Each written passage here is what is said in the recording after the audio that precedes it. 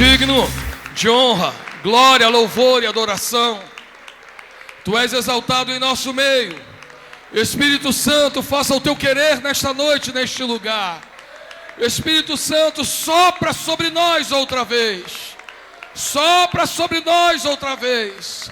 Renova-nos, fortalece-nos, Senhor. Sopra, quebra cadeias que impedem o teu agir e o teu fluir neste lugar. Toma-nos completamente, transforma-nos completamente, em nome do Senhor Jesus. Amém. Você pode se assentar. Louvado seja Deus. Que bom que você veio aqui nessa noite, e que bom que eu estou aqui nessa noite. Abra sua Bíblia no livro de 2 Crônicas, capítulo 20. E hoje nós vamos aprender na palavra de Deus o que fazer quando não sabemos o que fazer. Vamos entender a importância da intimidade com Deus e com o Espírito Santo no momento que não sabemos o que fazer. É muito comum nós ficarmos procurando homens e mulheres de Deus para nos dar direção. Isso é um bom sinal, aliás, isso é um mau sinal de que você não está ouvindo a voz de Deus como você deveria. Porque o desejo de Deus é comunicar diretamente ao teu coração o que você tem que fazer quando você não sabe o que fazer. Mas é claro que os pastores e homens de Deus, profetas de Deus, principalmente os líderes sobre a sua vida, serão quase sempre voz de Deus sobre a tua vida. Mas existem coisas que você precisa aprender a discernir a voz de Deus o tempo todo, amém? Davi era um homem segundo o coração de Deus, buscava a face de Deus. Deus falava com Davi, mas ele tinha profeta sobre a vida dele. Ele tinha Natã, que estava sobre a vida dele. No começo, Samuel, e depois Natã. Então, o fato de você ter alguém sobre a tua vida não quer dizer que você não precisa ter comunhão e intimidade com Deus. Não. Você tem que mergulhar em Deus, porque é da boca de Deus que sairá toda a solução para os seus questionamentos. Quantos creem nisso, diga glória a Deus.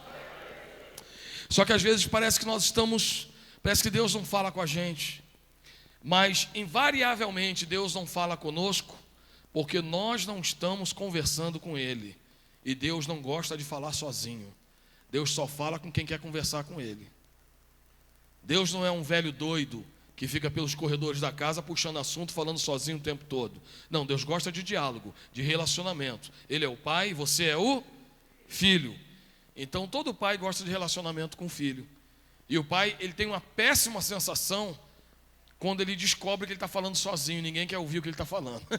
Todo mundo que é pai aqui já passou por isso, de estar falando e o filho não ouvir. Meu filho, você está ouvindo o que eu estou falando? Mas Deus não é assim. Deus, ele sempre fala numa reciprocidade da comunicação com Ele, que acontece através da intimidade, da busca do Senhor. E muitas vezes nós estamos em situações que nós não sabemos o que fazer, irmão. Não sabemos. Todos nós já passamos ou estamos em situações onde não sabemos o que fazer. Seja na criação do filho, seja na área de finanças. Imagina uma pessoa que tinha um emprego, um bom emprego, estável. Veio a crise, a pessoa ficou desempregada. Ela assumiu o compromisso de pagar R$2.000 de prestação, mais 1.000 de casa, mais R$1.000 de condomínio, mais R$1.000 de carro, mais R$1.000 de cada filho. A despesa de uma pessoa dessa é quase R$10.000. Ela fica desempregada, primeiro mês, ela segura a onda. Segundo mês, terceiro mês, o dinheiro já está acabando. No quarto, começa a bater um desespero. E ela fala, meu Deus, e aí, eu devolvo o apartamento e vou morar na casa de um parente e vou perder todo o dinheiro da minha entrada. Eu devolvo o carro, eu tiro meus filhos da escola, onde eles já estão acostumados para ir para uma escola, talvez, com um sistema de ensino fraco. O que eu vou fazer, irmãos? É desesperador. Mas o que há de maravilhoso nisso é que Deus tem sempre algo para te falar. Deus sempre tem algo a nos comunicar. Deus tem sempre algo para nos falar, para pelo menos aquietar o nosso coração. Ao invés de nos deixarmos no mar da angústia, da insegurança, do estresse, da brigalhada, da depressão, da falta de fé, seja o que for. Deus tem uma resposta. Deus tem uma resposta para a mãe que está desesperada com o filho. Deus tem uma resposta para a mulher que está desesperada com o marido. Deus tem uma resposta para o patrão que não sabe onde vai enfiar aquele empregado que era tão bom e virou um tranqueira. E Deus também tem uma resposta para aquele que trabalhou numa empresa, no emprego dos seus sonhos, e o emprego virou um pesadelo. Deus tem esta resposta. Só que muitas vezes nós estamos aqui na igreja, num acampamento de avivamento, de ministração, de derramar de Deus, mas quando nós saímos daqui, nós nos desconectamos de Deus. Então perceba, você recebeu a palavra de Deus aqui na sexta, no sábado, no domingo, ontem. Em que isso já tem mudado a tua vida? Ou só aqui que você se arrepia, pula e chora?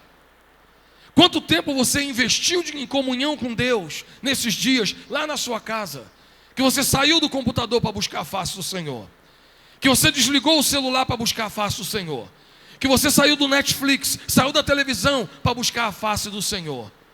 Então, amados, Deus não chamou você para esses dias para experimentar alguns momentos na presença dEle, mas Ele te chamou para que você seja desafiado a viver na presença dEle, para que todas as respostas da sua vida venham dos lábios do Senhor, porque o teu coração é enganoso. A palavra de Deus diz isso: enganoso é o coração do homem. O mesmo sábio que diz que o meu coração é enganoso, ele diz: há caminhos que ao homem parece ser bom, mas o seu fim é de destruição. Porque, irmãos, eu sou facilmente enganado pelo meu coração, pelas minhas convicções. Eu sou enganado pelas notícias na televisão. Eu sou enganado pelas pessoas que estão ao meu redor. Eu sou enganado pela perseguição que eu sofro e me dá a impressão que eu nasci para ser perseguido o resto da minha vida. Eu sou enganado quando a crise alcança a minha casa. Eu sou enganado quando a crise financeira me alcança.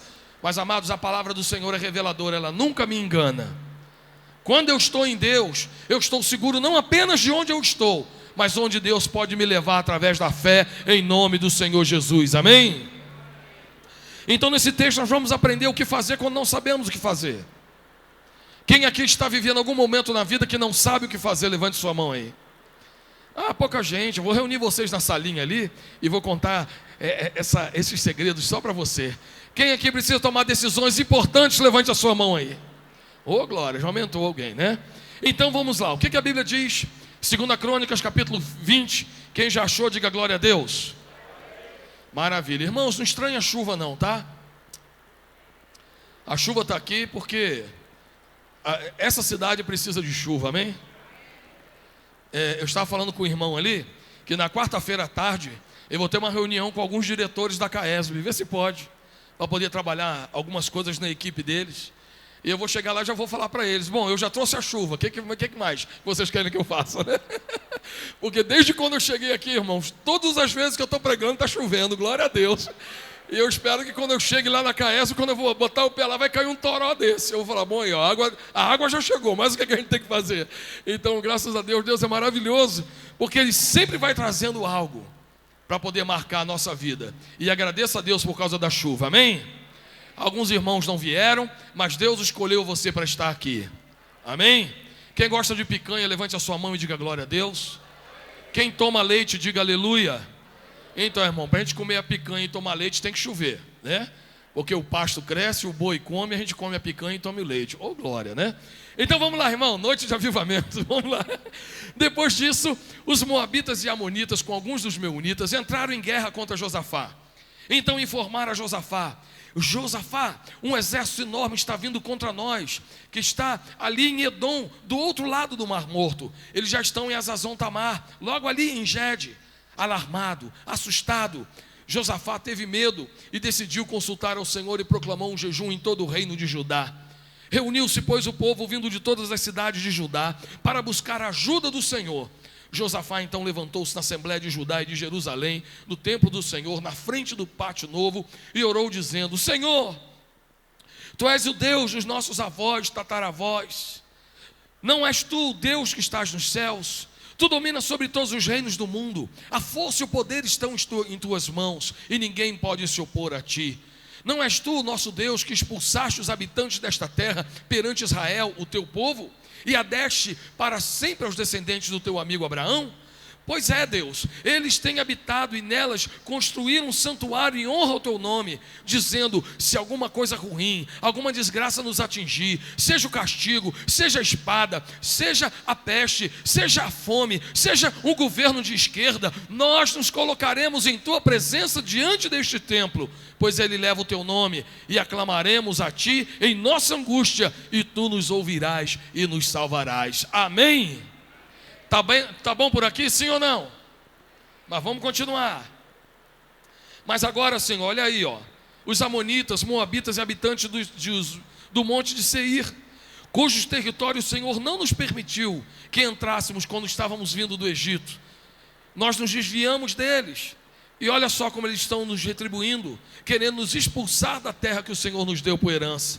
Senhor nosso Deus, não irás julgá-los, pois não temos força para enfrentar esse exército imenso que vem nos atacar. Não sabemos o que fazer, mas os nossos olhos estão em ti. Amém.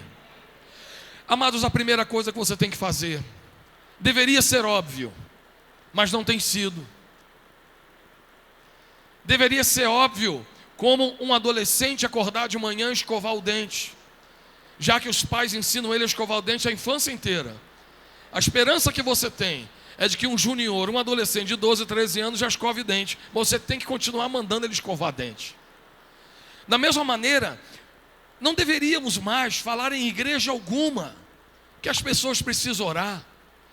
A pergunta é: você se converteu para quê então? Se não precisa orar, não precisa ler a Bíblia, não precisa jejuar, não precisa congregar, não precisa fazer mais nada, então você se converteu para quê? Continuava lá em outra religião, que lá não exige nada disso. Agora, a partir do momento que você entregou teu coração para Jesus, você precisa entender que existem algumas ações que fazem parte do pacote da tua salvação. Porque Deus não quer apenas te livrar do inferno, Deus quer ter relacionamento contigo. Deus não quer apenas te livrar das mãos de Satanás. Deus quer conversar contigo e manifestar ao teu coração coisas ocultas que você não sabe. A palavra de Deus diz: clama a mim e responder-te-ei, e anunciar-te-ei as coisas ocultas que você não consegue compreender, mas que eu te revelarei. Irmãos, existem coisas no coração dos teus filhos que, se o Espírito Santo não revelar, você nunca vai saber, até que aquilo vira uma tragédia. Existem coisas acontecendo na tua empresa que, se o Espírito Santo não revelar para você, que é o dono da empresa, você só vai saber o que está acontecendo quando acontecer uma tragédia. Mas o Espírito Santo pode dizer para você o que está acontecendo, quem está te roubando. Deus pode usar alguma pessoa da tua família. Deus usa invariavelmente a nossa esposa para nos dar alguns alertas. Deus usa invariavelmente os maridos para alertarem as esposas. Deus invariavelmente usa os pais para alertar os filhos. Mas só que parece que nós vamos negligenciando as vozes de Deus. E só confiamos quando alguém vem lá da China e diz alguma coisa para você. Mas na verdade, amado, Deus está tão perto querendo falar. Mas o meu marido falar é óbvio. Mas minha esposa falar é óbvio. Ué, mas tu quer o quê? Que um ET venha falar contigo toda vez que você precisa saber de alguma coisa? É claro que Deus vai usar as pessoas que estão do teu lado, já que teu coração está endurecido, já que teu coração está desconectado com Deus. O desejo de Deus é falar contigo o tempo todo, irmãos. É daí que vem o discernimento, que é um dom espiritual, que só os espirituais conseguem ter. A faculdade dá ensino, a maturidade dá sabedoria, mas o Espírito Santo dá discernimento. Salomão foi sábio, mas em alguns momentos ele não teve discernimento, porque só tem discernimento quem é espiritual. Porque discernimento ninguém consegue, os anos não te ensinam a discernir, te ensina no máximo a ser sábio quando você busca a sabedoria. Porque tem muita gente idosa e ignorante também, não tem um pingo de sabedoria, é um insensato, é um nonsense, mais conhecido como sem noção. Então, amados, entenda que Deus, Ele quer trabalhar, Deus quer operar, Deus quer manifestar na tua vida e no teu coração. Mas, amados, qual foi a última vez que você fez como Josafá? Josafá, ele teve o sentimento correto, ele se apavorou, ele teve medo. É o mesmo sentimento que eu tenho quando eu estou diante de um desafio, quando eu compreendo a origem, a magnitude e o quanto que aquilo pode me afetar. É natural você ter o medo, você não pode ser refém do medo. Mas é natural você sentir medo. É um instinto de proteção. Nós estamos vivos porque nós temos medo. Quando você vai na favela lá no Rio, você tem medo de se perder e o GPS mandar você para o lugar errado, é por causa disso que você está vivo. Que muita gente que não teve esse medo morreu. Porque, irmãos, muitas vezes o medo é uma sinalização para a proteção. Mas Deus não quer que você fique refém do medo. Geralmente nós temos medo e deixamos o medo paralisar. E não foi isso que aconteceu com Josafá. Ele teve medo e buscou o Senhor e proclamou um santo jejum. Vocês estão entendendo isso, sim ou não?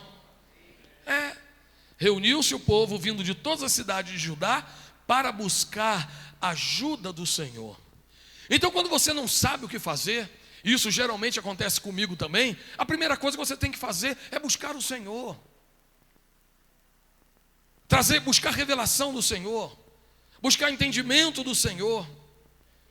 Só que quando nós não sabemos o que fazer, nós vamos para o Google e nós perguntamos ao Google qual é a melhor solução, onde tem um arquivo, onde tem um artigo, onde tem um vídeo. Vamos para o YouTube, deixa eu escrever lá, como livrar-se de uma sogra. Aí escreve lá, para ver se vai ter alguma palestra sobre algum cara que foi bem sucedido nisso. Irmãos, a única maneira de você se livrar da sua sogra é transformar a tua sogra na tua segunda mãe. Aí você vai se livrar da sogra. Igual Martin Luther King. Eu acabei com todos os meus inimigos, transformei todos eles em amigos. Pronto. É a melhor maneira de destruir amigo. Só que a gente acha que Deus vai destruir o amigo matando, né? Não, matando, ele vai acabar, ele vai perder o emprego. Ele vai ver, Deus vai pesar a mão sobre ele. Deus vai botar uma pedra desse tamanho no rim dele. Não, irmão, não precisa disso não. A melhor maneira de acabar com a inimizade é transformando os seus inimigos em amigos, amém? E você tem que aprender, irmão. Tem que aprender. Deus sempre vai botar um corintiano do teu lado e tu vai dizer, eu tolero, eu suporto, eu amo, em nome de Jesus. É fácil? Não. Mas cada um pode tomar a sua cruz e seguir a Jesus, amém? Teve um corintiano que fez escândalo lá atrás. Olha lá, corintiana. Eu vou fazer o apelo, você vem aqui na frente, tá, irmã? Então, irmãos, perceba bem que Deus, você sempre vai ficar numa situação de desconforto. Mas a primeira coisa que você tem que buscar é a direção do Senhor. Amado, eu amo tanto esse meu Deus. A oração, a adoração, tudo que a gente pode fazer para Deus, tudo é portátil e tudo é de graça. O CD é vendido, mas a adoração é de graça, irmão. Você tem o dinheiro para comprar o CD, você compra. Se não tiver, tu vai para casa e adora. O efeito vai ser o mesmo. Só que é gostoso que você compra o CD e prestigia os irmãos que entregam sua vida para o ministério de adoração. Mas, amado, o CD é vendido, mas a adoração é de graça. A Bíblia de papel é vendida, mas os princípios da palavra de Deus no coração é de graça. E eu fico feliz com isso, irmão. Você vai na Etiópia, o povo faminto, mas o povo adora a Deus, porque a adoração é de graça. A oração é de graça, irmão. Não tem taxa para orar. Você pode orar a qualquer momento. Você pode orar no seu trabalho, você pode orar no banheiro, você pode orar na cama, você pode orar de todas as maneiras. Mas, amados, é impressionante como é que aquilo que é portátil nós não valorizamos. Nós criamos bloqueios. Peraí, Deus, só mais um perfil. Peraí, Deus, o vídeo está acabando. Peraí, Deus, deixa eu só dar uma atualizada aqui para ver se alguém postou alguma coisa demais. E Deus querendo falar contigo, eu quero te revelar, eu quero te contar o que está acontecendo, meu servo. E você está desconectado de Deus. Amados, que coisa terrível. Que coisa terrível. Deus está em todo lugar, Deus quer falar com todo mundo de todas as maneiras. Ainda assim, nós não aceitamos o que Deus quer sobre a nossa vida. É impressionante como de maneira inconsciente nós fugimos de Deus, fugimos dos conselhos de Deus. E nós olhamos às vezes para alguma crise que nós passamos no casamento, e nós sabemos, amados, que se nós estivéssemos caminhando em Deus, nós não estaríamos passando por aquilo. Nós olhamos para os nossos filhos, e às vezes a gente não sabe o que está acontecendo com os nossos filhos, dá tudo para eles, e de repente o menino fica rebelde, de repente o menino fica bonzinho de novo. Meu Deus, por que ele ficou rebelde? Por que ele ficou bom? Quando você começa a acostumar com a rebeldia dele, ele fica bom. Meu Deus, o que houve? Ele está doido, agora está bipolar? Aí você fica preocupado de novo, porque você não está acostumado com o menino obediente. Meu Deus, agora ele está bipolar, agora é outra preocupação. Irmãos, e Deus quer falar contigo, o que está acontecendo? O que está acontecendo? a sua vida, seu investimento financeiro. Você fica gastando dinheiro, procurando ser aceito pelas pessoas, quando quem realmente importa te aceita de qualquer maneira. Mas você fica nessa angústia, amado, nesse vazio. Eu estou procurando, e o Espírito Santo lá clama a mim. Buscar-me-eis e me achareis quando me buscardes de todo coração. Irmãos, não há uma só pessoa na Bíblia que clamou e não teve resposta da parte de Deus. É impressionante como você vê isso lá no livro de Hebreus, nos heróis da fé. Aqueles que clamaram não foram respondidos. Mas e isso que é fé? A fé ela é válida enquanto a oração não é respondida. E depois que a oração é respondida, você não precisa mais da fé. Então morrer pela fé é isso, é morrer sem ter conquistado. E eu quero ser um desses. Eu sei que eu vou levar para a sepultura muito clamor meu que não vai ser respondido por Deus. Mas nem por causa disso Deus vai deixar de ser Deus na minha vida. Porque eu vou morrer crendo. Eu não vou morrer com a certeza de algo que já está na minha mão. Já estou desfrutando e curtindo adoidado. Eu vou morrer crendo. Porque é assim que o justo viverá pela fé. Então se eu já tenho tudo, é por causa disso que é difícil você ensinar algumas pessoas sobre fé. Elas já têm tudo. Aí você tem que ensinar outras coisas para elas. Menos fé. Você tem que ensinar sobre a existência de Deus na vida delas. Pastor, eu fui 15 dias atrás pregar numa igreja. Uma igreja do tamanho do salão dos jovens ali. E ali tinha um irmão de uma cidade chamada Maracaju, lá no Mato Grosso do Sul. E a colheita dele desse ano de soja vai dar 70 milhões de reais. Dá para isso aqui, irmão, um dinheiro interessante, né? Esse homem, ele não conheceu a Jesus porque ele precisava de mais nada não, irmão. Se era problema na cabeça, ele tinha dinheiro para fazer tudo. Se era aparência, ele tinha dinheiro para se transformar numa nova pessoa. Mas ele conheceu Jesus por causa do vazio da alma que tinha no coração dele, que não tinha dinheiro que podia comprar. E ele não estava desesperado por causa disso não. Ele só sabia que alguma coisa faltava dentro dele e não estava desesperado. Até que um dia Deus se manifestou para a vida dele. Então existem pessoas que não precisam ter fé para poder pagar as contas. Não precisa ter fé para continuar empregado. Não precisa ter fé para o Brasil funcionar, porque com dinheiro desse ele vai para qualquer país do mundo e usa 1 milhão por ano nos próximos 70 anos. Ele tem 50, não vai viver 120 mesmo. Ainda deixa uns caraminguazinhos para os filhos. Que necessidade que um homem desse tem, irmãos? Mas a necessidade dele é de ter Deus dentro da vida dele. Então às vezes nós olhamos que fé é só em relação às coisas que eu vou ter. Não, é fé sobre aquilo que você vai ser também em Deus, irmão.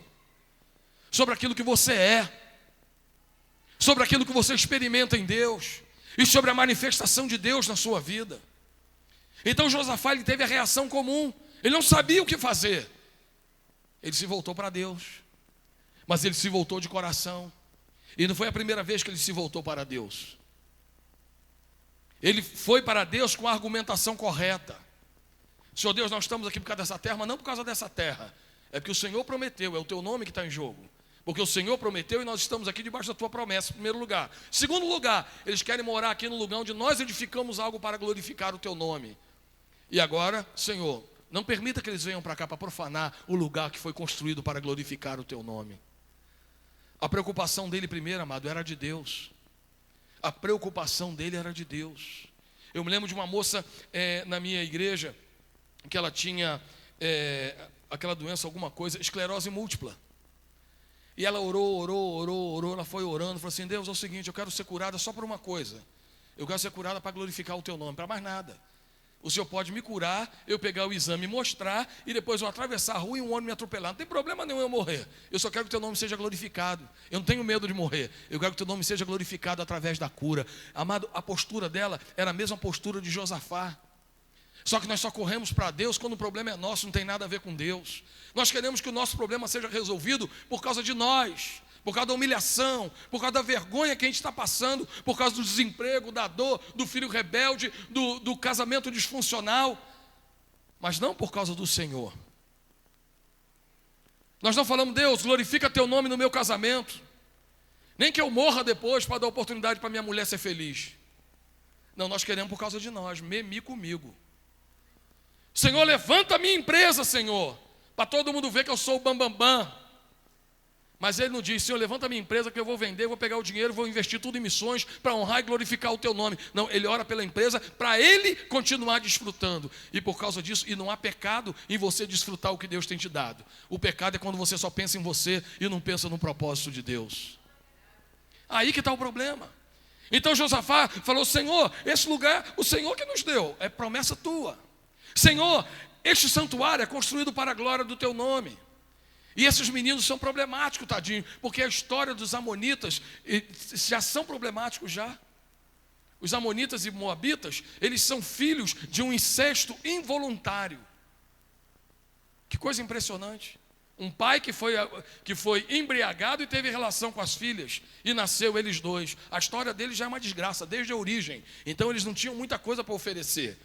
E eles eram tão malvados que quando eles pegaram soldados capturados na guerra, eles cortavam a pele do cara e tiravam a pele do cara todinha, estando a pessoa viva ainda. Tão malvados que eles eram. Mas Josafá, a preocupação dele: Senhor, eles vão nos matar. Senhor, eles vão cortar bifinho. Não, Senhor, esse lugar que é teu. Uma casa edificada ao teu nome. Um lugar estabelecido para o teu louvor. Senhor, o que o Senhor vai fazer?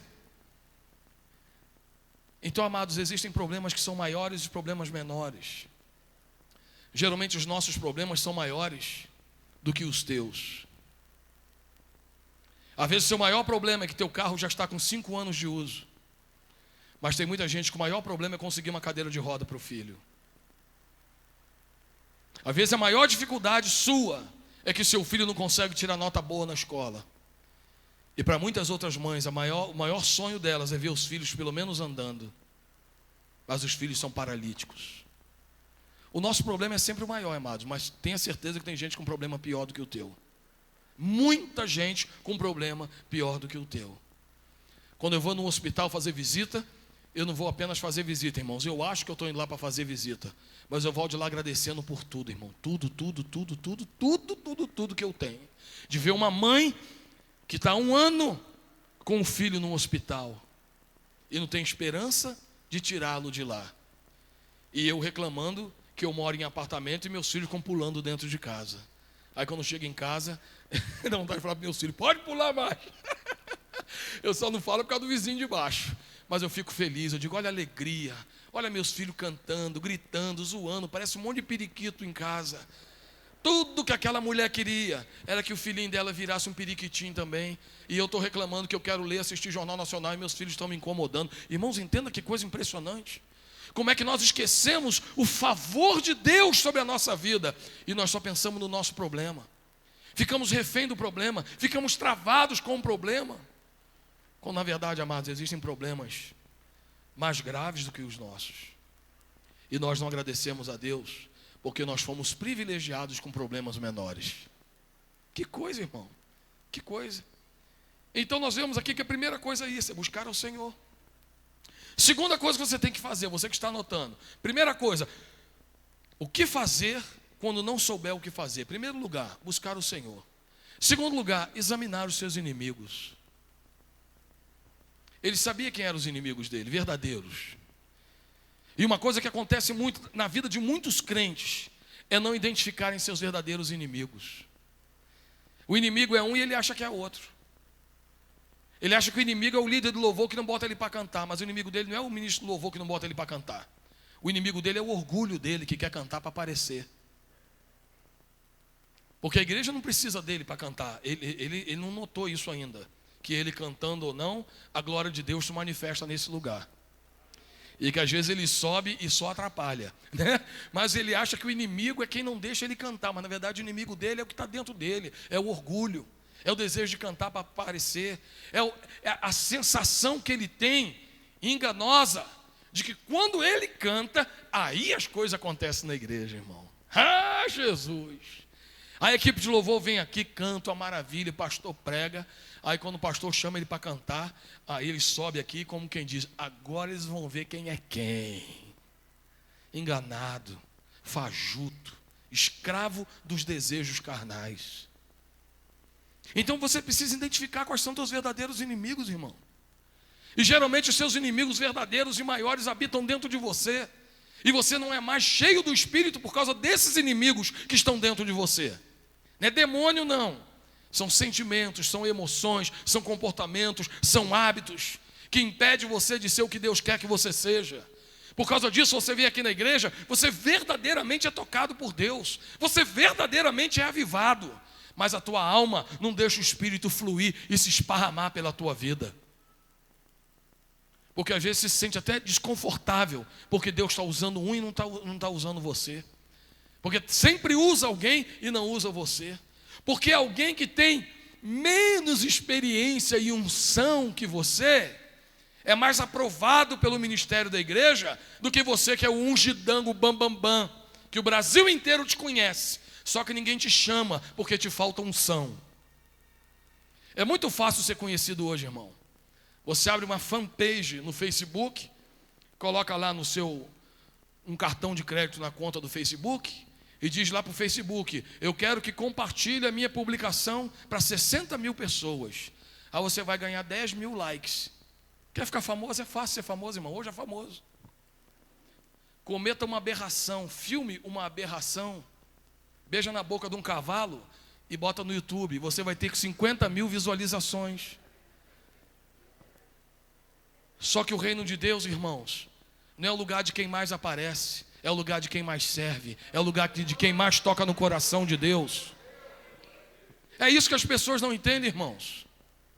Aí vem lá a mulher de Zebedeu: Senhor, quando chegar no teu reino, está aqui meus 2 menininhos, pensa nos menininhos bonzinhos, Jesus. Quando chegar lá no teu reino, bota um na direita ou na esquerda. Olha que coisa louca, irmão, dessa mulher. Ela não entendeu nada.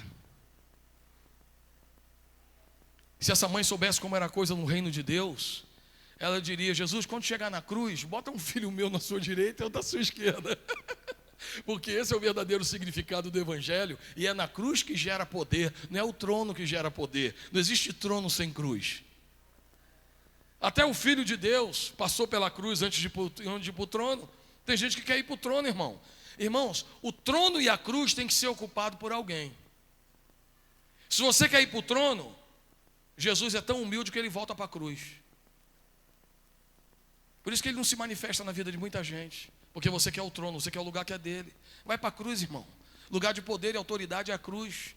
Por isso que o povo diz: você não é o filho de Deus, desce da cruz. O diabo fez tudo para Jesus descer da cruz, porque sabia que se descesse da cruz ia perder a autoridade. Você quer autoridade espiritual? Você quer vencer o cão lá na sua casa? Vai para a cruz. Só que você não vai para a cruz. Você quer ter razão o tempo todo. Você discute que quer ter razão. Você quer provar para todo mundo que tem razão. O pastor chega na sua casa para comer uma pizza e você começa a entrar em detalhes sobre a tua briga com a mulher e fala: pastor, eu não tenho razão. E você precisa fazer uma coisa, amado. Você tem que escolher: ou você vai ter razão, ou você vai ter paz. Não dá para ter as duas coisas ao mesmo tempo. Eu prefiro ter paz do que ter razão. Lá em casa, graças a Deus, nós já aprendemos já há alguns anos isso. Quando a gente começa a disputar para ver quem tem razão, o mais espiritual fala assim: pronto, você tem razão. Ei, tem razão. Você tem razão, beleza. E agora tu vai fazer o que com a razão? Vai comprar carro com a razão, a gente vai passear, vamos viajar, vai ficar mais rico, é a razão que você quer, pronto. Toma a razão para você. Razão, pronto. E aí, o que tu vai ganhar com isso? Agora, amado, as pessoas ficam numa doença querendo ter razão. Mas por quê? Porque está destruído por dentro. A emoção está destruída. Não sabe quem é em Deus. E se não ganhar, as pelejas no casamento, dentro da família, eles se acham Zé Ninguém. Amado, quanto homem sábio quando se cala. Quanta mulher é sábia quando se cala. E quantas mulheres já destruíram seus casamentos porque querem ter razão. Quantos homens já destruíram seus casamentos porque querem ter razão. Agora, os casamentos mais felizes são aqueles onde ninguém quer ter razão, eles só querem ter paz. Irmão, você tem que escolher o que você vai querer na sua vida. Por isso que você precisa identificar quais são os seus verdadeiros inimigos. Parar de achar inimigo do lado de fora. Porque muitas vezes os inimigos estão dentro. Os inimigos estão dentro de você. Você tem um inimigo chamado indisciplina. E ele que impede você de ser poderosamente espiritual. É a indisciplina que não deixa você orar. É a indisciplina que não deixa você ler a Bíblia. É a indisciplina que não deixa você jejuar. Porque você sempre jejuou quando era criança, jovem e adolescente. Digo aqui aos mais velhos. Agora, de uma hora para outra, você não pode mais jejuar, que você morre. Última coisa que você faz antes de dormir é comer. Aí você ora e vai dormir. Quando acorda não consegue jejuar até meio-dia. Aí faz jejum de chocolate, jejum de Coca-Cola. Irmãos, I'm sorry, não dá não. Consegue imaginar, pastor Neto, um endemoniado todo torto, aí vem um cara assim, o cara que faz jejum de chocolate. Aí o diabo fala, ah não, vem aquele que faz jejum de chocolate. Irmão, para com isso, irmão. Diz para quem está do seu lado, meu irmão, jejum é jejum. Detox de rede social, irmão. De vez em quando eu fico 15 dias sem rede social. Detox geral. Até o WhatsApp. Eu tenho um chip que tem WhatsApp, eu deixo com a minha esposa. Eu só atendo ligação para trabalhar. Acabou, detox geral. Isso é para quê? Para me deixar mais espiritual? Não, irmão, para devolver meu foco. Que eu preciso ler e entender o que eu estou lendo. Essa geração não consegue ler 5 parágrafos. Porque não sabe o que ele leu no primeiro. Por causa desse vício digital maldito que está destruindo até o cérebro do povo. Mas o povo está lá no vício, no vício, no vício, no vício. Que coisa terrível, irmãos. Então o detox digital não gera poder espiritual também. Deus vai falar, meu servo, eu só vou te dar essa casa porque você fechou a sua conta no Facebook. Não. Porque, amado, você pode ter autodisciplina. O que é autodisciplina? É o dom espiritual chamado domínio próprio. Aquele que fala só o suficiente, dorme só o suficiente, gasta só o suficiente e come só o suficiente. E o nome disso é autodisciplina, é domínio próprio. Só que a pessoa fala, meu irmão, mais que o homem da cobra. Dorme que falta pouco emendar uma noite na outra.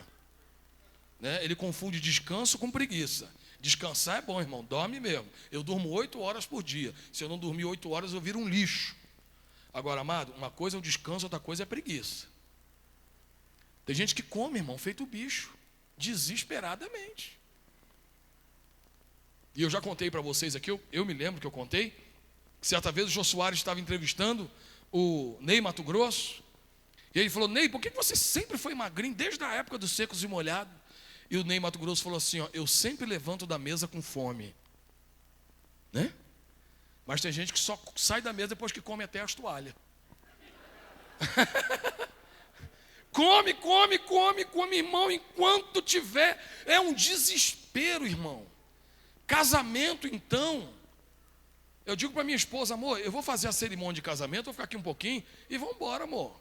Esperar até meia-noite por um prato de comida, pelo amor de Deus, não estou na Etiópia. Né? Eu vou para qualquer lugar comer. Mas, irmão, às vezes casamento, ainda mais casamento de crente. Irmãos, hora que o cara bota a última porção de comida, pisca o olho, tem 300 pessoas na fila. E o povo come, come, come, come, come.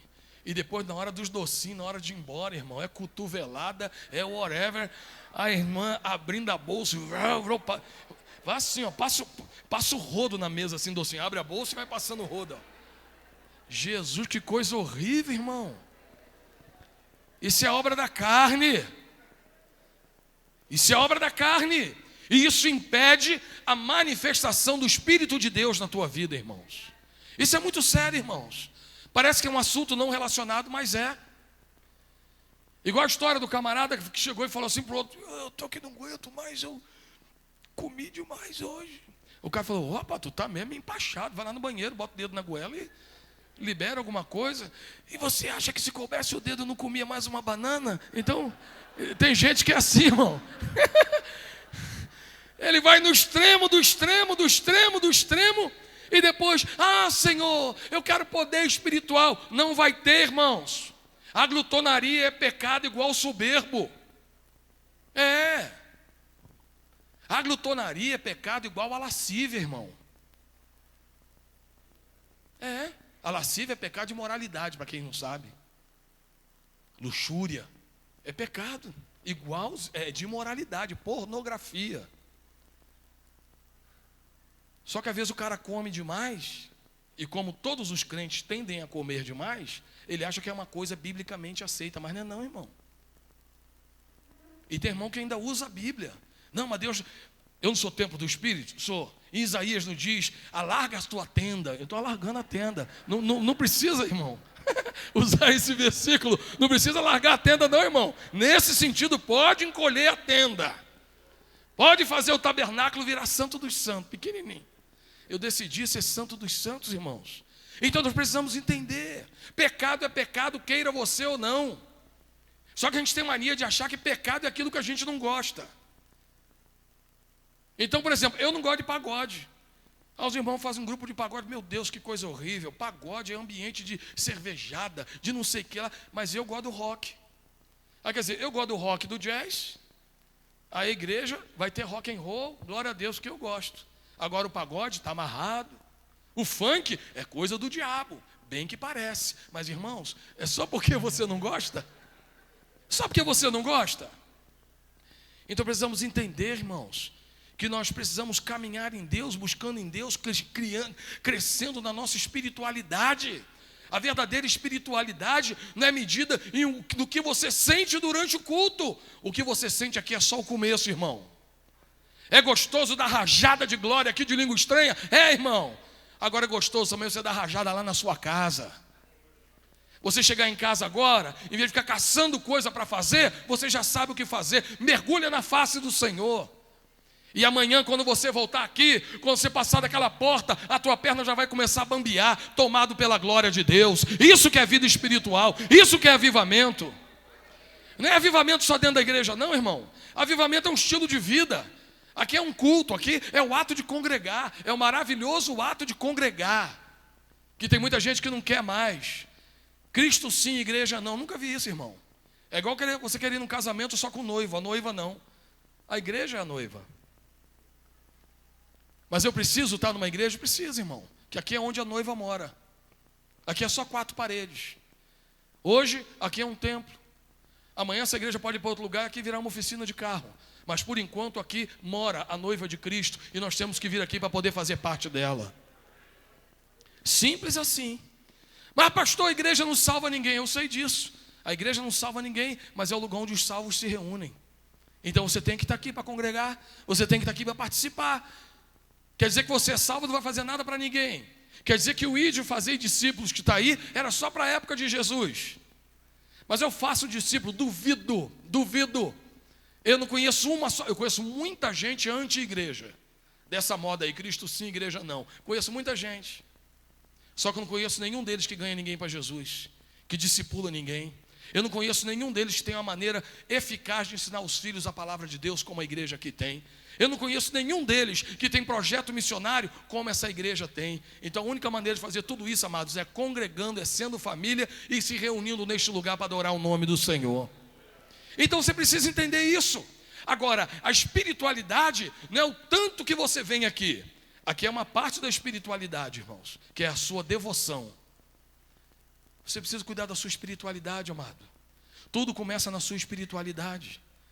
Tudo começa no espírito. Antes de você ter uma alma, você era apenas um espírito. Eu sei que a gente não deve separar alma e espírito, mas só para ser uma maneira didática.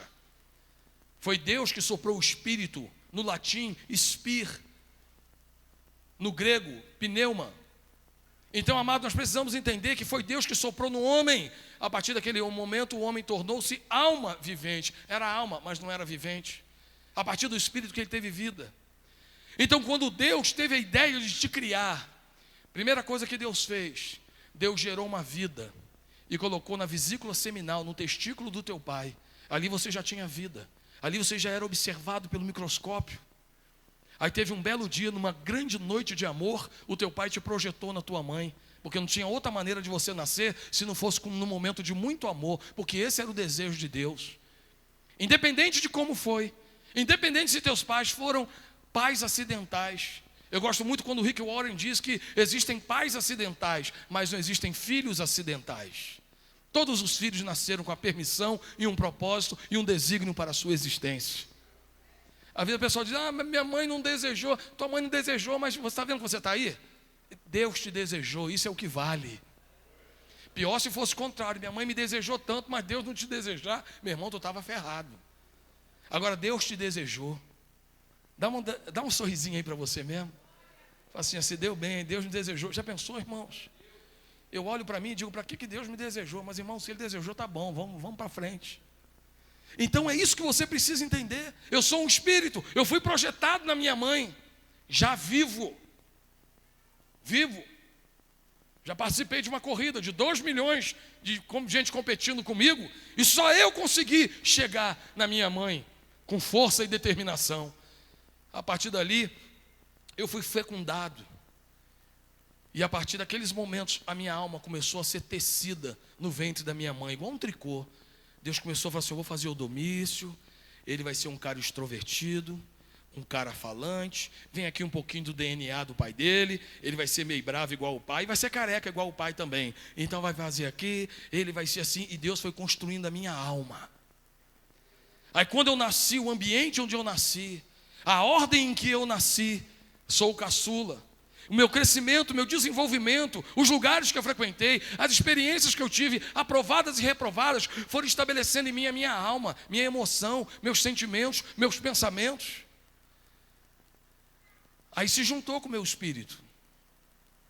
E hoje, quando eu estou muito triste, às vezes eu tenho até dificuldade de orar, porque minha alma e meu espírito é assim.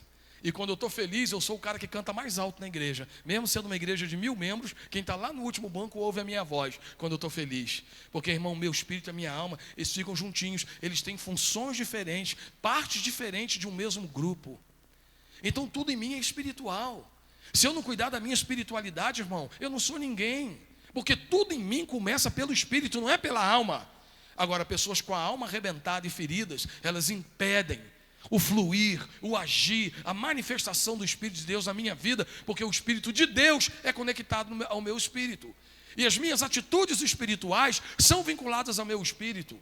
Quando eu leio a Bíblia, eu estou lendo a espada do Espírito, e é meu espírito que discerne. A minha mente entra na cognição, mas a experiência do poder da palavra de Deus é no espírito. Então, se eu não valorizar as coisas espirituais, eu vou ler a palavra e não vou ter prazer na palavra. Mas quando eu sou espiritual, não é cheio de dons espirituais. Quando eu sou espiritual, do fruto do Espírito, amor, paz, alegria, mansidão, bondade, benignidade, domínio próprio, tudo isso eu consigo interpretar no meu espírito as coisas de Deus.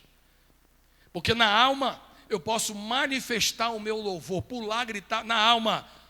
Mas Deus é espírito, importa que seus adoradores adorem em espírito e em verdade. É o espírito que é a vida, não apenas vinculada a Deus, mas o espírito é a tua vida. A palavra de Deus diz que Jesus, qual foi a última frase dele antes da morte na crucificação? Pai, a ti entrego o meu espírito. O espírito se ausentou, morreu, irmãos. Então entenda como é que aqui Josafá já estava entendendo. E como ele teve uma preocupação com as coisas de Deus, tudo isso aconteceu e a resposta veio da parte do Espírito de Deus. Versículo 14: então o Espírito do Senhor veio sobre Jaziel, filho de Zacarias, e ele disse: escutem todos os que vivem em Judá e em Jerusalém, e você também, rei Josafá. Assim lhes diz o Senhor: não tenham medo, nem fiquem desanimados por causa desse exército enorme, pois a batalha não é de vocês, a batalha é do Senhor. Quem pode dar glória a Deus? E aí veio a estratégia, porque quando você ora, Deus não apenas acalma teu coração, Deus te dá a estratégia. E as estratégias de Deus são diferentes das nossas estratégias. Olha só a estratégia que Deus deu para eles aqui, olha. Ai, ai, ai. Amanhã, desça contra eles, encare seus inimigos. Eles virão pela subida de Ziz, e vocês os encontrarão no fim do vale de Zé, em frente do deserto de Jeruel. Vocês não precisarão lutar nessa batalha. Diga glória a Deus. Tome sua posição, permaneça firme e veja o livramento que o Senhor lhe dará. Não tenha medo, nem desanimem. Saiam para enfrentá-los amanhã e o Senhor estará com vocês. Amém? Então perceba que Deus falou: ó, fica na tua, que essa batalha não é tua, essa batalha é minha. Fica relax. Primeiro lugar, perca o medo. Porque a primeira reação que Josafá teve foi de medo. Então Deus falou: perca o medo. A batalha não é de vocês, é minha. Enfrente amanhã os teus inimigos. Grande parte das nossas derrotas são vinculadas à procrastinação. Amanhã eu faço, amanhã eu faço, semana que vem. Ah, mas no próximo semestre eles vão ver. No próximo congresso, No próximo culto, no próximo ensaio eu vou. Próxima vez que abrir o concurso. Irmão, é tudo próximo. O melhor dia para o fracassado chama-se depois de amanhã. E a melhor data para o vencedor, para o conquistador, para o vitorioso é agora. Eu vou partir agora. Amanhã vocês vão acordar e vão contra eles. A batalha é minha, mas quem tem que ir são vocês. Perceba que Deus não faz nada diferente. Em toda operação de Deus, o homem tem uma manifestação, tem a participação dele. O que Jesus falou para as pessoas daquele casamento? Primeiro milagre, enche as talhas de água. Primeiro vocês enchem a talha. É mole encher? Não tinha torneira naquela época não, irmão. A talha era feita de pedra e cabia de 80 a 120 litros. Eram pedras assim, irmãos, tonéis de pedra. Carregar vazio já não era fácil. Imagina carregar cheio. Não tinha torneira para abrir e sair aquele espirro d'água. Irmãos, mas é a parte do homem, da espera, da força, assim por diante. Jesus não poderia falar para Lázaro: Lázaro, ressuscita, e a maior prova que teus músculos estão fortes é que você vai arrastar essa pedra. Não, Deus não falou isso não. Deus falou: o povo lá, arrasta a pedra vocês, o milagre é comigo, mas arrastar a pedra é com vocês. Então a mesma coisa que Deus está dizendo. A batalha é tua? Não, é do Senhor. Mas o que você tem que fazer? Vencer o medo. Sair amanhã para a guerra. E aí você vai ver, amado, o que Deus vai te dispor para fazer. O que Deus vai estabelecer na tua vida para fazer, irmãos. As coisas mudam. Já estou terminando, irmãos. E eu falo 5 vezes estou terminando. Essa é a primeira vez. Então, olha só. Eu falo, já estou terminando a cada meia hora. Irmãos, entenda que primeira coisa a fazer é vencer o teu medo. Mais uma vez eu volto para cá. Porque muitas vezes achamos que os nossos desafios são espirituais, mas os teus bloqueios estão dentro de você. Muitas vezes Deus está te chamando para o seu ministério, mas você está experimentando aquele momento perfeito para o ministério, ao invés de começar a se aperfeiçoar no ministério. Mas eu nunca dei aula para criança. É isso mesmo. Você vai ser um assistente de professor de criança para aprender a cuidar de criança. Mas eu nunca cuidei de carro. Irmão, a coisa mais fácil do mundo é cuidar de carro. Eles nunca fogem. É mais fácil cuidar de carro do que cuidar de criança. Porque o cuidar de carro é só olhar o carro. Criança não, vai querer fugir. Doente no hospital vai querer fugir. Preso na cadeia quer fugir. Agora cuidar de carro é fácil. Só que a maioria das pessoas não consegue se imaginar cuidando dos carros da igreja. A maioria das irmãs tem filhos que são cuidados na igreja, mas elas não conseguem se imaginar cuidando dos filhos não, das crianças na igreja não. Engraçado isso, né? A maioria das pessoas se imaginam desfrutando da igreja, mas poucos imaginam sustentando a obra da igreja. Então, irmã, tem coisa que você precisa mudar. Tem coisa que você precisa começar. E fazer, mas pastor, eu tenho medo de ofertar e faltar dinheiro. Você acha que Deus vai te decepcionar por quê? Primeiro, no minha compreensão, Deus não me dá 100% de salário para eu tirar os 15%, porque há muito tempo que eu dou ao Senhor 15%, eu acho 10% eu dou para o garçom. Deus é melhor do que o garçom, então eu dou para Deus mais do que eu dou para o garçom. Então, irmãos, quando eu dou para Deus, o meu dinheiro não fica faltando um pedaço, não. Eu não ganho 100% do salário, dou 15% para Deus e fico, ai meu Deus, agora só tenho 85%, como é que eu vou me virar com esses 85%? Não, irmão, Deus me dá 115% do que eu preciso. Eu dou os 15% e continuo com 100% para suprir todas as minhas necessidades.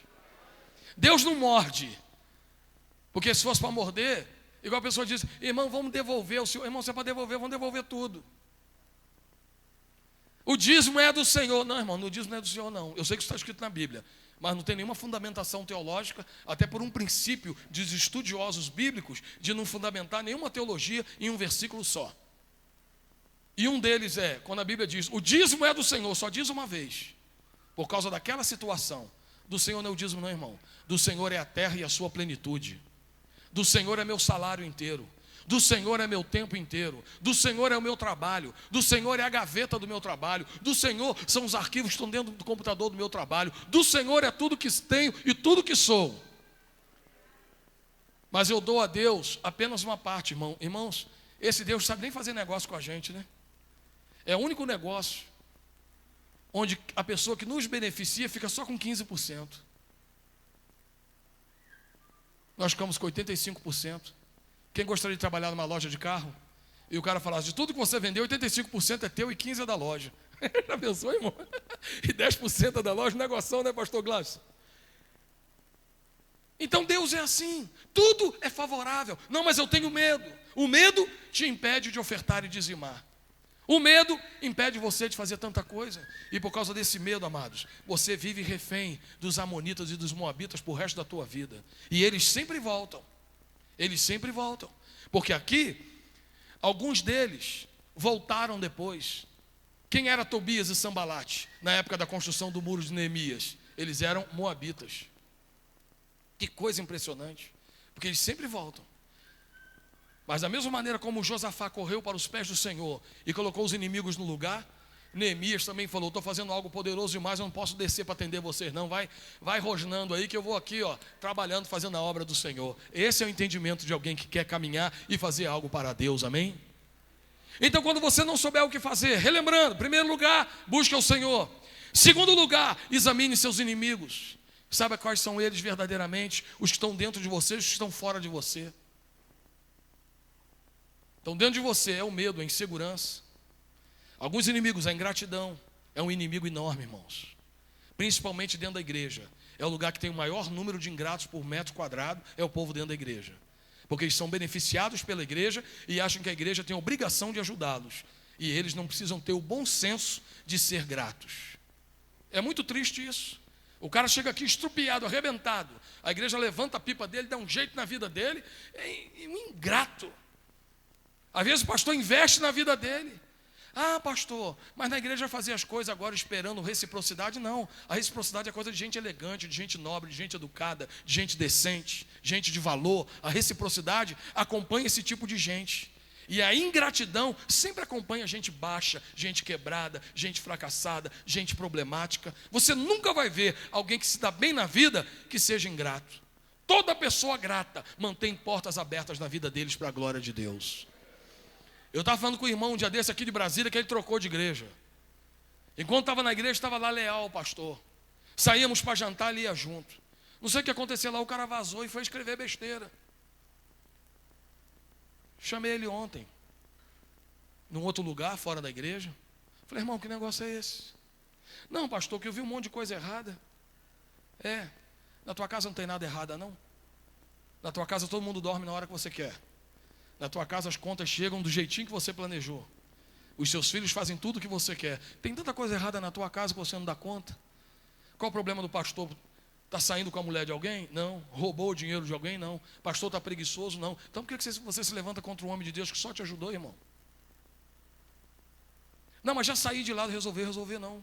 Enquanto você não for lá conversar com ele e pedir perdão, não está nada resolvido não. Aí falou: não vai dizer que você nunca trocou de igreja. Eu troquei 4 vezes. Eu era da Assembleia, eu tinha uma banda de rock, meu próprio pai, que era pastor, me pediu para poder ir para outra igreja, que os irmãos estavam infernizando a cabeça dele por causa de mim. E como eu era filho do pastor, eles achavam que eu só ia tocar na igreja porque eu era filho de pastor, que se fosse outro, meu pai não ia fazer nada. Eu, entendendo que meu pai precisava guardar o coração daqueles irmãos adoentados, eu fui para uma outra igreja. Lá eu fui tremendamente abençoado. De lá eu fui para Curitiba, troquei de igreja porque eu troquei de cidade. Não dava para voltar todo final de semana para congregar. E de Curitiba eu fui para Campo Grande, onde eu estou até hoje, 16 anos, exceto os 3 que eu passei nos Estados Unidos, simples assim. Agora, amados, em todas as igrejas onde eu já fui membro, eu volto para pregar no aniversário das igrejas, porque eu deixei porta aberta para a glória de Deus. Você pega a maioria dos meus livros, agradecimento, tem o nome dos meus ex-pastores, porque eu não esqueço de nenhum deles. Eu não sou bambambam não, irmão, eu só sou normal, eu só aprendi a ser gente. E como filho de pastor, aprendi que pastor tem problema demais, para eu ser mais um problema na vida dele. Porque o pastor ora para todo mundo morar bem, mas quando o pastor mora bem, é com o dinheiro da igreja. O pastor ora para todo mundo mandar os filhos para as melhores escolas, mas quando o filho do pastor estuda na melhor escola, é com o dinheiro da igreja. Irmão, como se o pastor não economizasse, não tivesse outra fonte de renda, não tivesse nada. Então eu tenho muita liberdade para falar, até mesmo que desde julho eu me licenciei da minha igreja, para poder trabalhar com outras coisas. Continuo na minha igreja, trabalhando, servindo, abençoando a minha igreja, mas eu não recebo mais salário. Há um dia desse postei uma foto no Facebook, um vidro, um para-brisa cheio de dinheiro assim em cima e chovendo. Aquela brincadeira, assim: gente, eu quero chegar em Salvador e não consigo, mostrando a chuva, mas um monte de dinheiro. Aí teve uma menina que falou assim: eu quero trocar de profissão, eu quero ser igual você, por ser pastor, né? Aí claro que eu não fui envergonhar a irmã, Mas eu chamei ela e falei: irmã, tem uma maneira de você ter mais do que isso. Fique 30 anos como eu, no mesmo segmento.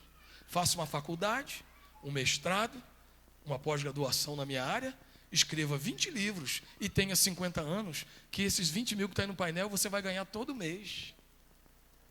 Embora eu não ganhe ainda, mas vou chegar lá. Mas, irmãos, é assim, parece que com o pastor, o povo quer o pastor espizinhado. O pastor anda bonitão, né? Meu Deus, tanta vaidade. O pastor anda esquisito, meu Deus, precisa o pastor viver assim? O pastor só anda de Dudalina, vaidoso, 300 contos. Vaidoso, só anda de Aramis. É comprado ali no Outlet, irmão, 119. É o mesmo preço da Pernambucana. Mas, irmãos, é impressionante. Mas por que a gente faz isso? Por causa da alma doentada. Eu sempre quis meus pastores bem. Então nós precisamos cuidar disso aí. Qual é o verdadeiro inimigo que está dentro de você, irmão? Tem alguns que estão dentro de você. Já estou terminando, parte 2. E não vou levar meia hora até o próximo, não. Irmãos, os outros inimigos são as pessoas que às vezes estão perto de você. Cuidado com as pessoas que estão perto de você, irmão. Está entendendo? Tem gente perto de você só para te farejar e te acompanhar de pertinho. Cuidado. Ore. Existem pessoas tóxicas. Você precisa se livrar delas. Ter o contato só o necessário. Não é se afastar das pessoas. O reino de Deus é baseado em relacionamentos. Mas existem pessoas que você precisa vigiar a respeito dela. Porque algumas pessoas querem manipular você, querem controlar você e querem dizer o que tu vai fazer da tua vida. E pior do que as pessoas tóxicas, são as pessoas ácidas. Porque a toxicidade, você sai do ambiente, você fica livre. Mas as pessoas ácidas, elas causam lesões permanentes na tua vida. Você nunca mais vai se livrar daquela dor, daquela humilhação, daquele relacionamento destrutivo. E tudo isso é espiritualidade. Que se você ora, Deus vai revelar para você. Sai fora dessa pessoa aí. Só que você está na carne. Você vai pelo olho. Você vai por quem parece ser legal. Você vai por quem parece ser honesto. E você vive caindo no laço. Mas o Senhor quer trazer esse livramento para você. Por último, o fim do texto todos vocês conhecem. Que eles foram subindo a ladeira. Subindo para poder se encontrar com os inimigos na ladeira. Já descendo. 3 inimigos. Mas antes disso, Deus colocou uma grande confusão no meio deles. E eles acabaram matando-se uns aos outros. E quando o povo de Israel chegou no cume, o povo de Judá chegou no cume, não havia mais guerreiros, só havia defunto, só havia cadáver. E junto com os cadáveres, joias, bens, coisas caríssimas. Imagina, amado, o Brasil entrar em guerra contra os Estados Unidos e a guerra começar em Miami. Quando você chegar em Miami, não ter mais nenhum americano, só ter as coisas lá, irmãos. Olha, já pensou as irmãs vendo as lojas lá da Mac, da Victoria's Secret, tudo de porta escancarada.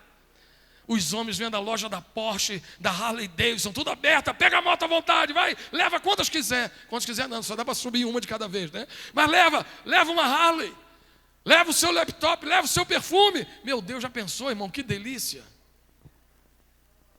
Foi isso que aconteceu com eles, irmãos, que havia a lei dos despojos. Quando um exército vencia o outro, ele podia saquear tudo que o outro tinha de bem material.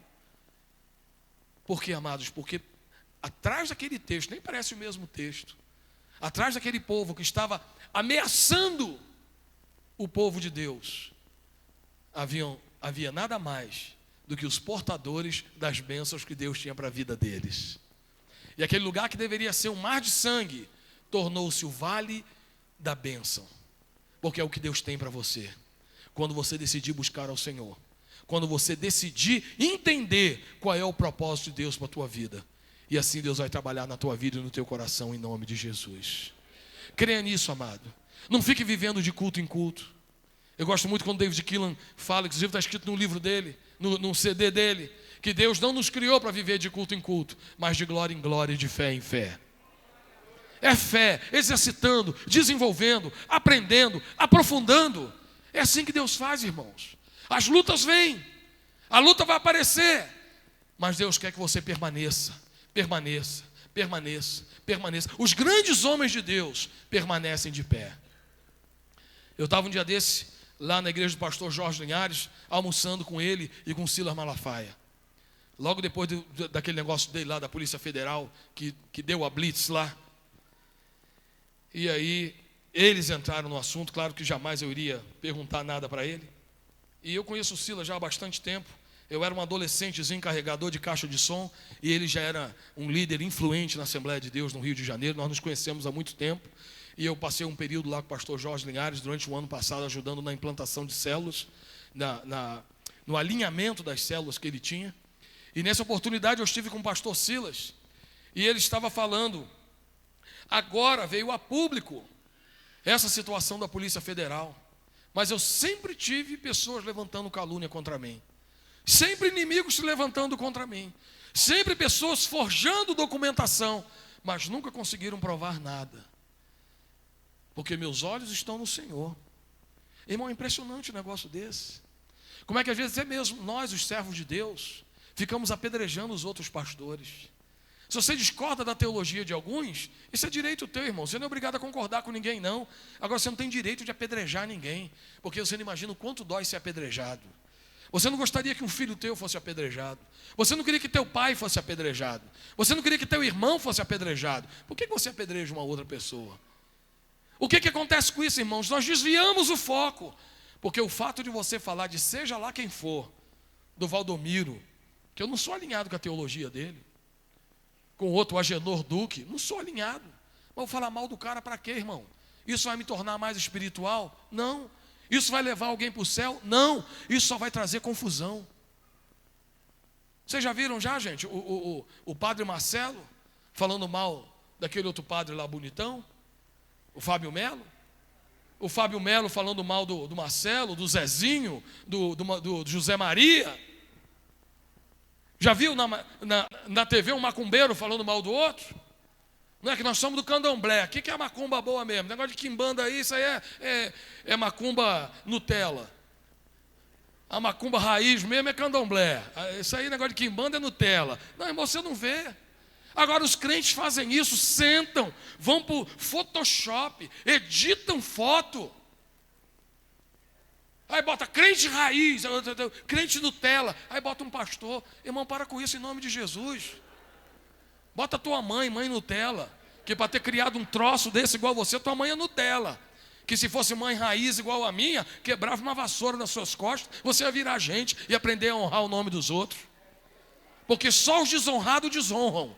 Quem tem honra não desonra ninguém, irmão. Porque sabe o valor de manter o seu nome debaixo de honra. Agora, quem é desonrado, quem é safado, quem é mulambo, aí surge o nome dos outros. Irmãos, é assim.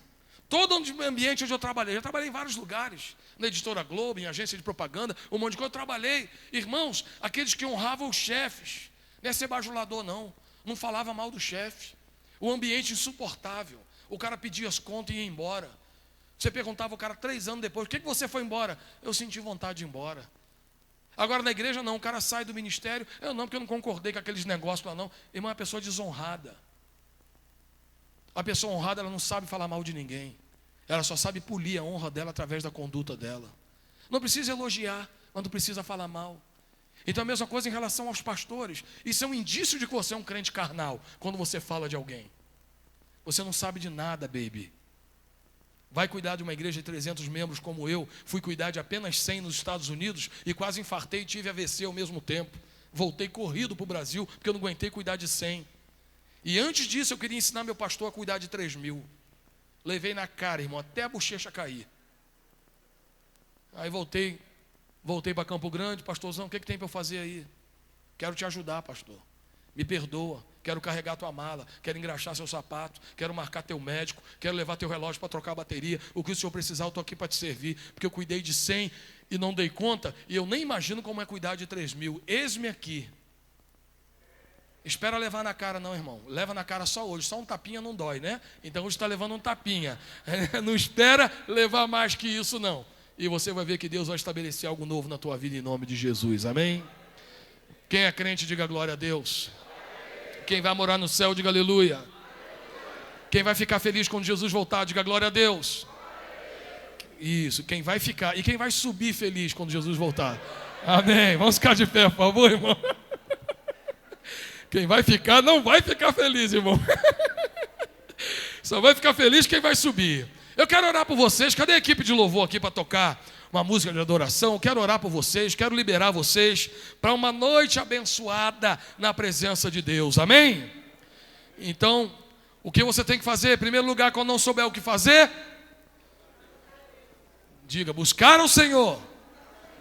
E depois, examinar meus inimigos, os de dentro e os de fora. E assim que você vai viver a promessa de Deus. Fazer tudo o que Deus mandar. É a terceira parte. Faça tudo o que Deus mandar. Pode parecer esquisito, né, irmão? Você está num prédio pegando fogo. Qual é a primeira coisa que você pensa? Vou sair correndo. É assim que as pessoas morrem no incêndio. Que quando você corre, você precisa respirar mais. Você inala a fumaça e morre intoxicado pela fumaça. A maior parte das pessoas que morrem nos incêndios, antes de morrerem queimadas, elas morrem intoxicadas. Tem algum bombeiro aqui, civil ou militar? É verdade ou não é, irmão, que eu estou te falando? Aí, não é o fogo que mata as pessoas, é a fumaça. Só quando o prédio está pegando fogo, se alguém falar no alto-falante do prédio, se abaixa em todo mundo e vai se arrastando e vai descendo a escada, é ruim eu me arrastando, eu vou a correr, e aí você morre. O bombeiro a mesma coisa, está na praia. O cara está se afogando. Isso aconteceu comigo. O bombeiro saiu correndo, nadou, chegou perto do cara, ficou nadando em volta do cara. O cara, eu falei, meu Deus, salva logo o homem. E depois ele trouxe o cara, demorou e trouxe o cara. Eu falei, meu Deus, por que você demorou a pegar o cara? Porque ele estava desesperado. Se eu pegasse ele, ele ia me agarrar, nós dois ia morrer afogado. Então a gente nada em volta para dizer para o cara, acalma, respira, fica na horizontal, e aí eu salvo ele e salvo a mim. Então, amados, quando Deus, terceira coisa que Josafá fez, nesse ponto da batalha não tereis de pelejar, fique parado e veja o livramento que o Senhor vos dará. Irmãos, as dicas de Deus são muito loucas, mas você tem que aprender a ouvir e falar, Deus, é diferentão, mas eu vou fazer o que o Senhor está mandando. Amém? Se Deus mandar você abraçar a sogra, irmão, abraça. Se Deus falar que você vai abraçar, ô sogrona, a partir de hoje, a senhora não é mais minha sogra, a senhora é minha segunda mãe, e você vai ver o milagre na tua vida em nome de Jesus, amém? É isso, as dicas de Deus são diferentes. Na dica de Deus é assim, para você ter mais, você tem que dar. Que isso, né, irmão? O povo lá da minha cidade, do meu estado, os caras compram uma fazenda, paga 5 milhões. Depois compra 1 milhão de equipamento e rasga a terra todinha. Para que um negócio desse? Para que estragar a fazenda? Depois compra 1,5 milhão de sementes, enterra tudo no chão. Falei, meu Deus, que pena pegar 1 milhão e enterrar. Mas depois de 6 meses eles vão lá e aqueles 5 milhões viram 25 milhões. Porque no reino de Deus é assim. Você começa pela loucura. Compra uma terra que não é tua, pega 1,5 milhão e joga no chão e joga a terra em cima. Mas depois vem o milagre de Deus acontecendo na terra. A mesma coisa na sua vida. Faça a loucura que Deus mandar você fazer, e você vai ver que Deus vai te honrar por essa atitude para a glória de Deus. Feche teus olhos aí e apresente ao Senhor quais são os seus amonitas e moabitas. Qual é o ambiente onde você está sendo desafiado a vencer, a romper?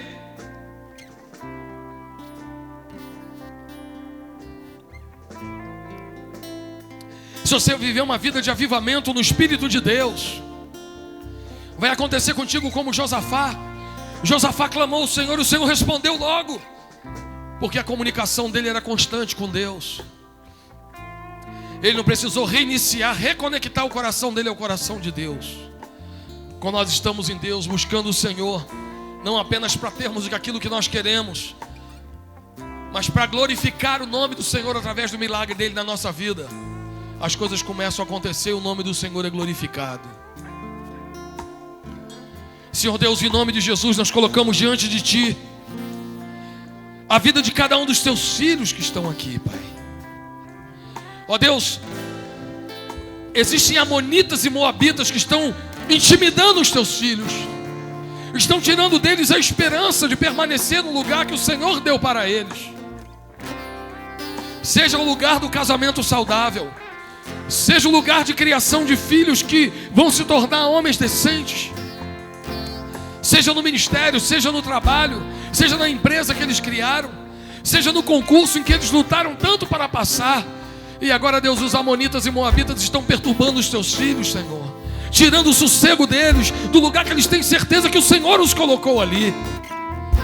Mas nesse momento, Pai, assim como Josafá, os nossos olhos se voltam para Ti, Senhor, porque não há o que eles possam fazer, mas eles estão no Senhor, porque eles sabem que o Senhor pode fazer algo na vida deles. Por isso nós pedimos, Pai, para a glória do Teu nome, estabeleça a Tua vontade, estabeleça o Teu governo, estabeleça o Teu querer sobre a vida dos Teus filhos nesta hora. Leva-os, ó Deus, a uma vida de consagração.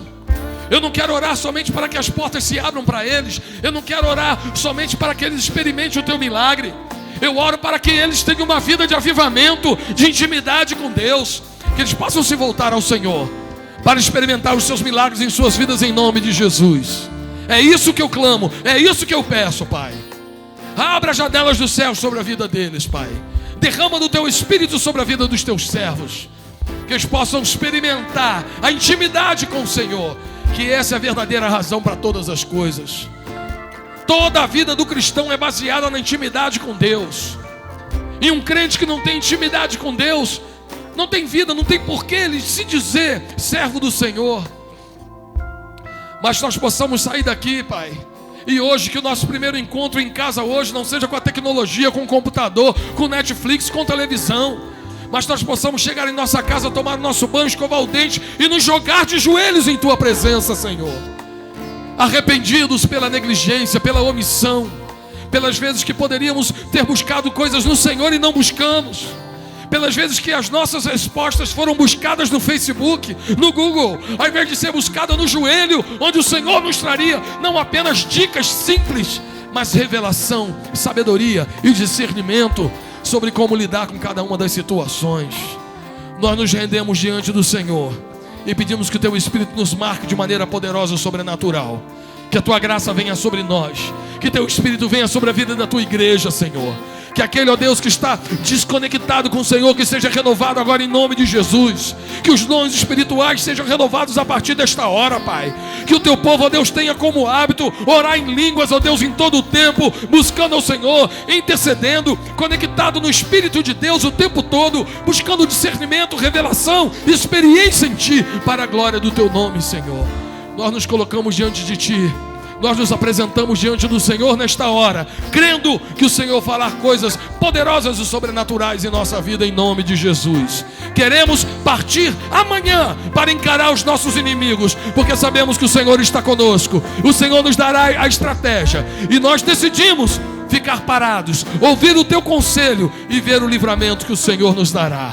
E nós sabemos que toda essa ameaça que está diante de nós será transformada num vale de bênção, e nós vamos desfrutar aquilo que o Senhor tem para nós. Muitas vezes a resposta não vem do jeito que queremos, muitas vezes não vem no tempo que queremos, muitas vezes não é aquilo que nós esperamos, muitas vezes não é aquilo que não vai trazer desconforto para nós, mas nós aceitamos a Tua vontade, aceitamos a resposta do Senhor sobre esse desafio que estamos atravessando, e aquilo que vier e for testificado em nosso coração, entenderemos como a Tua vontade sobre as nossas vidas, em nome do Senhor Jesus, amém e amém. Pode aplaudir o nome do Senhor. Oh, bendito seja o nome do Senhor. Queremos a Tua presença, queremos o Teu agir, queremos a Tua manifestação, em nome do Senhor Jesus.